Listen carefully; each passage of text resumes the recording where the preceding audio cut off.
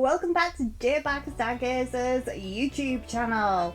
This week is everyone's favourite week. We are doing AI to reality, and this week we are doing this goat. Yeah, it's been up on a few different polls, but it finally won for this month. Now, I'm actually currently laying on the sofa because I very unprofessionally forgot to film an opening for this. Now, I am pretty genuine. When it comes to my openings, I usually do the openings before I start any of the filming, so I generally don't know what it's going to look like by the end, but this time I do, and I'm looking forward to showing you the whole process. I'll see you on the other side.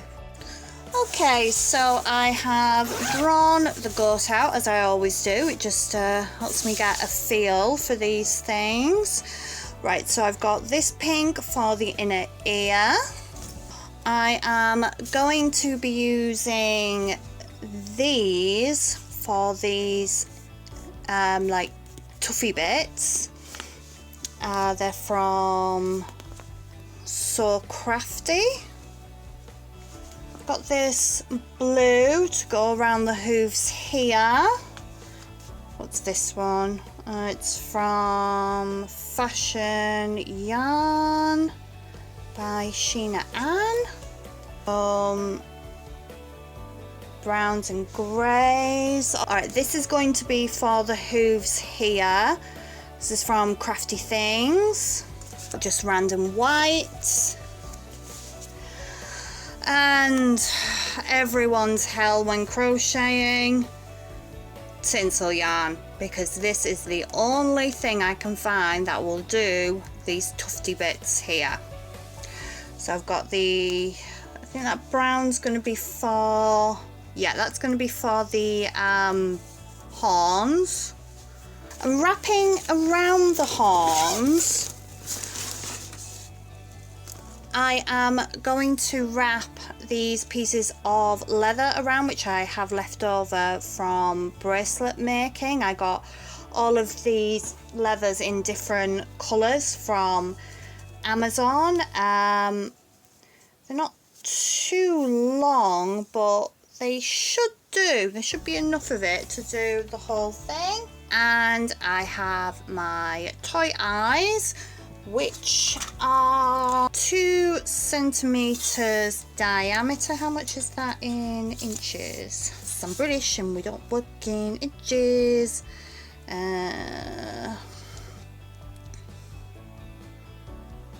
Whatever that is in inches. What, 3/4 of an inch?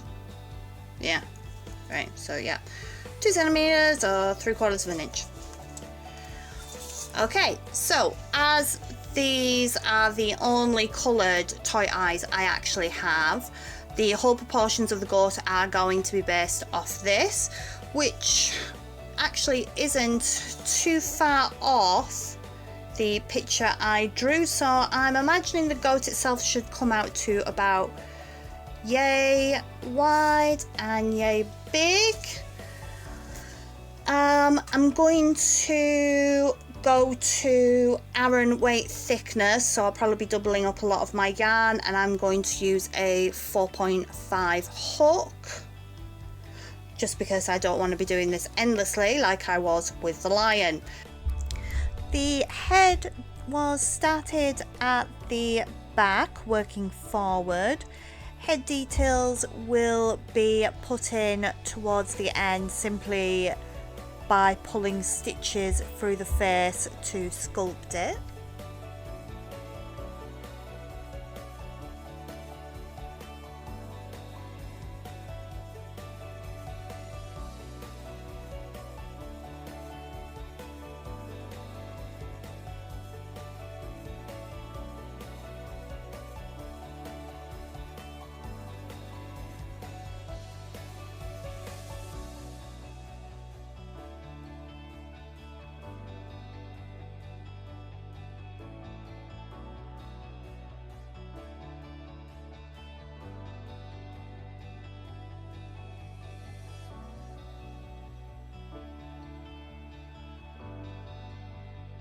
Eyes were placed between rows 11 and 12.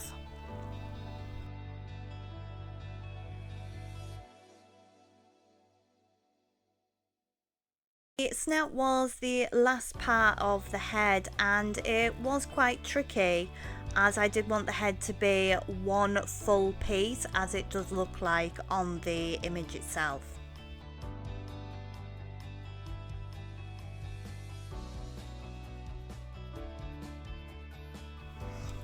Okay, so this is driving me crazy. I know I want the neck at this angle, and I just think what I'm going to do is I'm going to frog back to here, which is row 1, 2, 3, 4, 5, 6, 7, 8, 9, and then we're going to create an entire separate piece for the body, and then this is just going to like slot over it.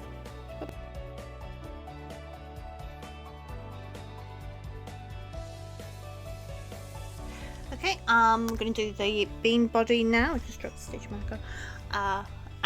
So yeah, literally just the shape of a bean for the body, and this will sit there with the head there. Yeah, I'm more happy with that. Alright, little body done.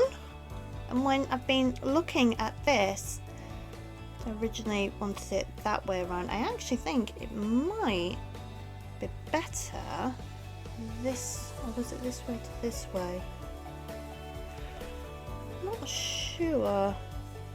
As I say, I know this bit looks really, really thick, but it's going to be covered by all of this, and I'm hoping having a thicker neck is going to give more support, because these horns, I don't see how the goat is going to be able to stand with them, just extending that far back. I'm going to have these back legs hook over with a joint part here. Well, I say joint part, it's not going to be able to move. And come down, and front legs going to be here. All hooves are pretty much going to be the same, so I think I'm going to start at the hooves and get those patterns in place first, and then I'll move up the legs. Oh no, that means I have to get the tinsel yarn out soon. No. 2 tiny spirals that were then worked together, and the hooves were done. They really were easy to put together.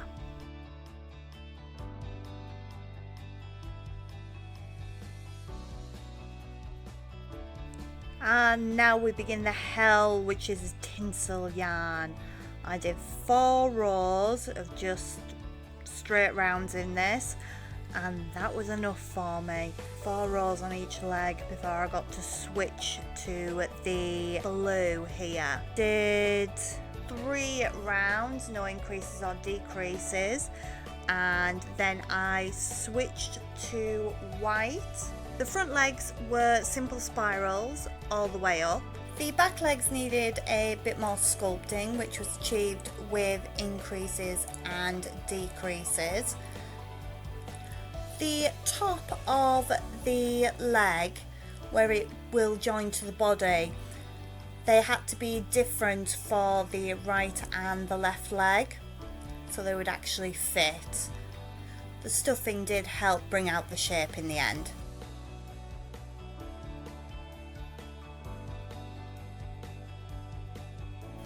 The ears were done in 2 pieces, a flat piece for the inner ear and rounds for the outer ear.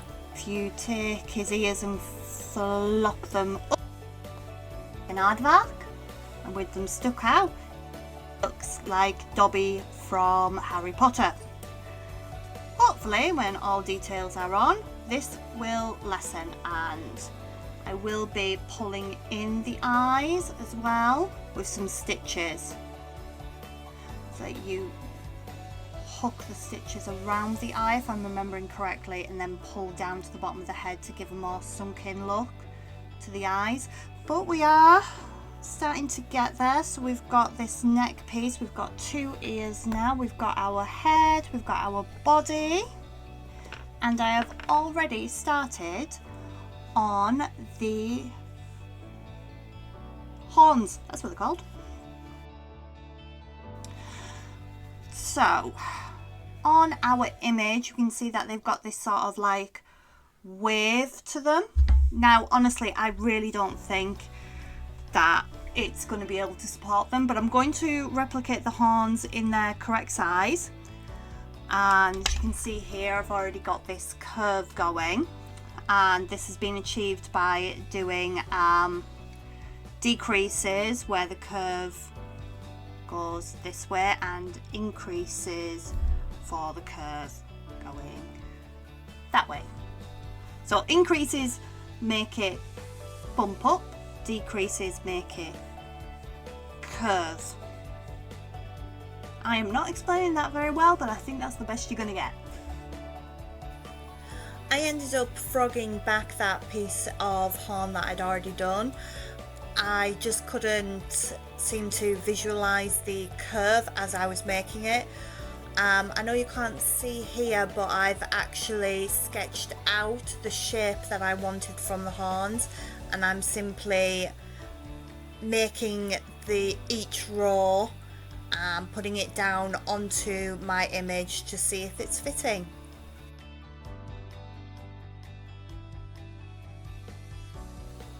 So I've started on some assembly work here, and I am actually pretty confident now that the goat will be able to stand with the weight of the horns.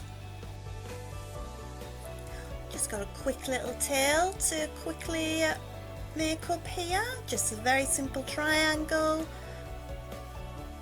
and attached to its butt. So here is the face sculpting I mentioned earlier, actually using thread sewn through the head and gently tugged to sculpt the face into what shapes you need.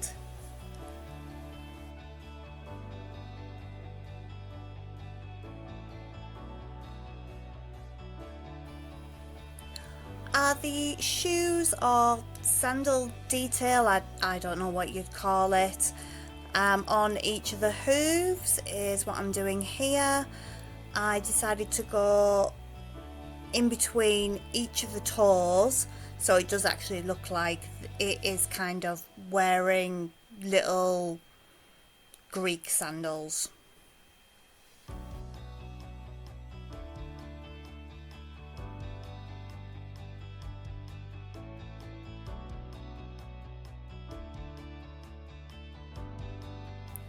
Next step was all of this goat's lovely hair. So I've just cut small strips of the fluffy yarn, and I did use some of the blue that can be seen here on the legs as well. I cut them into small pieces and just used slip stitch to put them all in. Started along the back, worked my way up the neck and up the back of the head. The QT mark details on the side of the body were simply created with a chain stitch and sewn in place, and you can see here with the horns, and I'm simply wrapping the leather straps around and securing them along the back of the horns wherever I can, just to make sure they don't come off.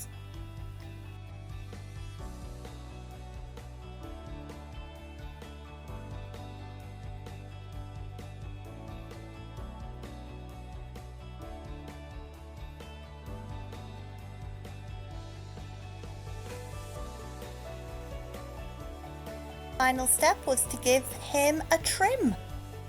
Before we do our final reveal, let's sort out our poll for our next AI to reality item. Next poll is all going to be birds, and we have 5 of them to choose from. We have this ornamental hummingbird, a beautiful macaw, a flamingo wearing ballet shoes, the toucan from last week's video, and this very interesting bird that seems to have 4 wings. You can vote in the comments below, or you can head over to any of my socials and vote there. The poll will be going up on Tumblr, on Blue Sky,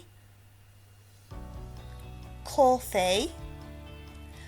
If you follow AI Crochet over on Reddit, the poll will also be going up over there. Right, now let's get to our reveal. And here we have the final piece. Yes, he isn't identical to the AI image, but that's not the point. The point is to see how close I could actually get. And this isn't a million miles away. The face could do with being wider, as could the body, but these are things that I'm going to address when it comes to making the written pattern. Oh, once again as well, if you want to be informed of written patterns as they're released, head over to Substack and sign up for my email newsletter. All I'm using it for is to put the polls out and to advertise when patterns are ready. I won't bombard you with pointless spam. Comes to all of these makes that you see on the videos, you're seeing the first draft, really, the first finished piece that I can come up with that can then go and have revisions on it. But if anyone would be interested in a video where they see how I go back and check patterns and make modifications, I'd be willing to do a video for that. But for me personally, I think these videos are more interesting. That's why I've been focusing on them. Alright YouTube, thanks for watching, and I will see you all next week. Bye!